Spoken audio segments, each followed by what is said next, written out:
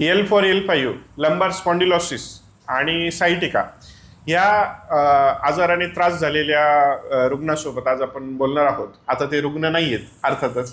तर सर सर्वप्रथम नमस्कार. सर आपलं नाव काय? जितेंद्र गुसाई गुडले. बरं बरं. आपल्या गावाचं नाव सर? मी इथे पुण्याला सर्व्हिसला आहे. हो हो. राज्य शैक्षणिक संशोधन व प्रशिक्षण परिषद महाराष्ट्र राज्य, हां हां. सदाशिव पेठ, कुमटेकर रोड, पुणे. अच्छा. तर आपल्याला काय काय त्रास होत होता सर? मला सर इथं L4 L5 मध्ये थोडा गॅप झाला होता. त्याच्यामुळं इथून तर पूर्ण तळपायापर्यंत असा पूर्ण त्रास होत होता, आग होत होती. रात्री झोपसुद्धा येत नव्हती 2-2-3 वाजेपर्यंत. हो हो. आणि फक्त एकाच कुशीवर झोपतात होतो, डाव्या कुशीवरच. आता आपल्याकडून उपचार घेतल्यानंतर मला आता बराचसा आराम झाला. नाही जवळपास 90-95% सध्या आराम आहे. हो हो हो. आता औषध चालू आहे, ती संपेपर्यंत पूर्ण आराम होऊन जाईल. हो हो, नक्कीच नक्कीच. आपल्याला हे किती दिवसापासून त्रास होता? हा मला साधारणतः नोव्हेंबरच्या एंडिंगला त्रास सुरू झाला. हो हो हो. आणि आपल्याकडे डिसेंबरपासून मी ट्रीटमेंट घेतली. हो हो हो. आमचा पत्ता कसा कळाला सर? माझा भाचा आहे, हां. गोंदियाला माझा भाचा राहते. हो हो. त्याने आपल्याकडे उपचार घेतला होता त्याच्यापूर्वी. हो हो.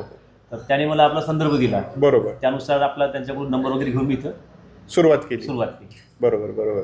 तर येण्याच्या आधी म्हणजे तुम्ही जर डॉक्टरांना दाखवलं असेल तर त्यांनी काय सांगितलं होतं समजा? याच्या पूर्वी तसे केले काय उपचार, हां ते मला महागडे वाटले हां हां. आणि तिथं आराम मिळाला होता मला. त्याच्यामुळे बरं. मग शेवटी आपल्याकडे आलो मी. हो हो. त्याच्यामध्ये साधारणतः सांगण्यात येत होतं काय ऑपरेशन करावं लागेल किंवा काय करावं लागेल असं काही? नाही, मी ते म्हणजे मेडिकलमध्ये गेलोच नाही. नाहीच गेले. दवाखान्यात गेलोच नाही. हां हां. फक्त असं प्रायव्हेटच उपचार केले. हो हो हो हो हो हो. तर मग आता आनंदी आहात उपचाराने? व्यवस्थित वाटतंय? आनंद वाटतो. तर परमेश्वर कृपा आहे, सरांना बरं वाटतंय.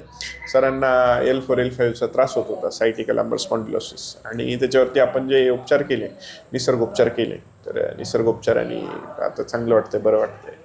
तर ह्यासारखा जर का आपल्याला त्रास होत असेल तर एकदा निसर्गोपचार करून पाहण्यात काही हरकत नाही. समजा जे बाकीचे इतर ॲलोपॅथीचे जे उपचार आहेत किंवा जे ऑपरेशनचे वगैरे जे उपचार आहेत ते करण्यापूर्वी एकदा निसर्गोपचार करून पहा. नक्कीच परमेश्वर कृपेने आणि निसर्गोपचाराने आपण बरे होतात. धन्यवाद. धन्यवाद.